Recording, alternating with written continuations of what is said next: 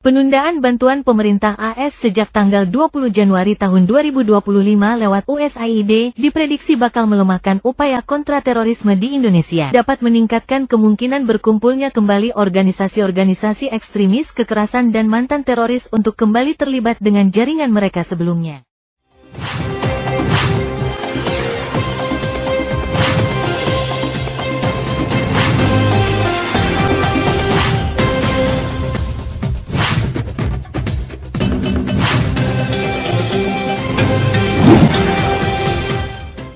Assalamualaikum warahmatullahi wabarakatuh. Pemirsa, jumpa lagi bersama saya Laras Setiadinda Purnamaswari dalam Jurnal KBA. Penghematan anggaran 69,1% tahun 2025 oleh pemerintah Presiden Prabowo Subianto ke Badan Nasional Penanggulangan Terorisme atau BNPT dan berhentinya kucuran dana dari Badan Pembangunan Internasional Amerika Serikat atau USAID diprediksi sangat mengganggu pelatihan lembaga tenaga hukum termasuk unit kontra terorisme Densus 88 Polri. Hal ini beresiko memicu kembalinya para mantan teroris ke jaringan mereka serta suburnya aksi kelompok-kelompok intoleran di Indonesia. USAID, it's a disaster what the people, radical left lunatics, they have things that nobody would have even believed. The whole thing with 100 million spent on you know what. Penundaan bantuan pemerintah AS sejak tanggal 20 Januari tahun 2025 lewat USAID diprediksi bakal melemahkan upaya kontraterorisme di Indonesia. Dapat meningkatkan kemungkinan berkumpulnya kembali organisasi-organisasi ekstremis kekerasan dan mantan teroris untuk kembali terlibat dengan jaringan mereka sebelumnya.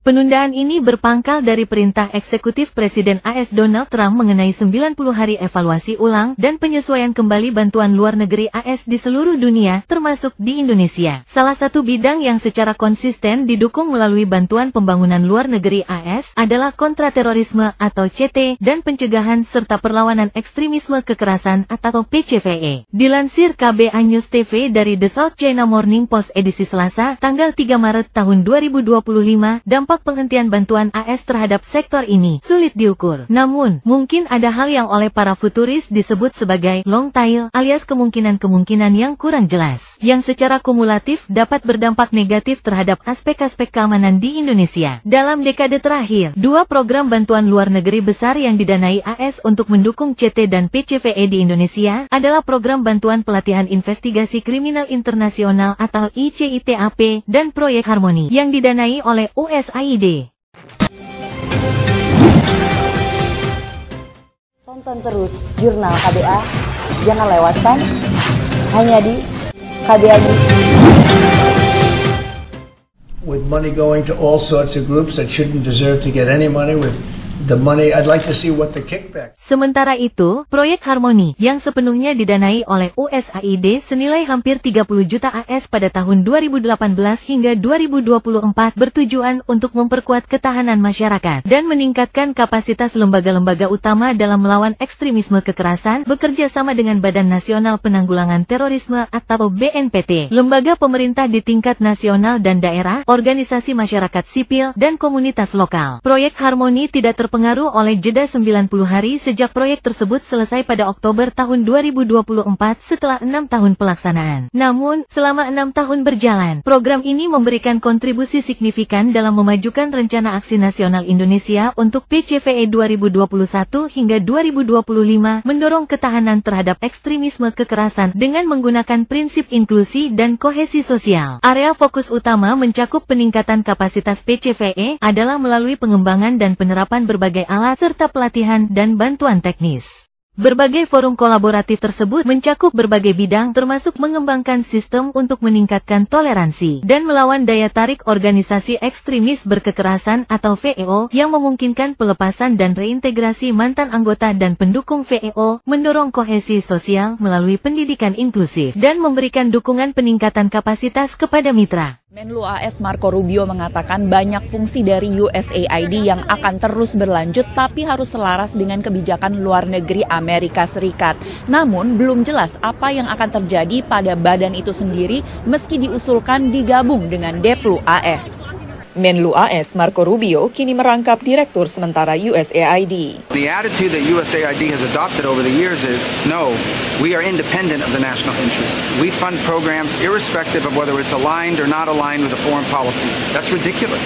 These are taxpayer dollars. Pengamat dari Lembaga Pemikiran Konservatif menilai reformasi dianggap tetap bisa dicapai lewat dialog, bukan pendekatan bisnis dengan pemangkasan tanpa pandang bulu yang berdampak langsung pada kehidupan orang di luar maupun di dalam negeri AS. Pada 2023, badan ini mengucurkan dana bantuan sebesar $72 miliar ke seluruh dunia, mencakup berbagai bidang mulai kesehatan hingga anti korupsi.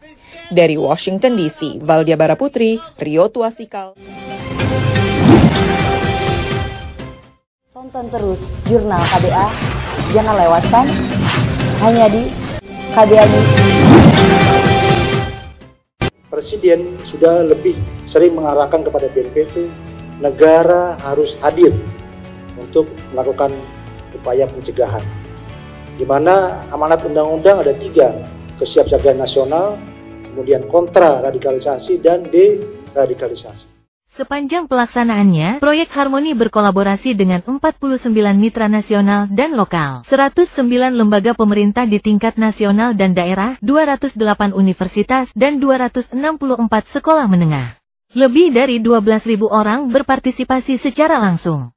Inisiatif ini dipandang sebagai salah satu kolaborasi paling sukses antara pemerintah AS dan Indonesia karena dampaknya dalam membina masyarakat yang berketahanan. Proyek Harmoni memberi BNPT mekanisme dan platform yang telah teruji di lapangan. Penghentian bantuan luar negeri AS terjadi pada saat yang kritis, ketika BNPT mengumumkan pemotongan anggaran sebesar 69,1% untuk tahun 2025 di bawah pemerintahan Presiden Prabowo Subianto atau hanya beberapa hari setelah perintah eksekutif Trump.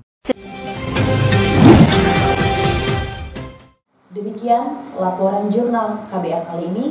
Saya Lara Seteria Losari dan segenap kru KBA News undur diri dari hadapan Anda. Wassalamualaikum warahmatullahi wabarakatuh.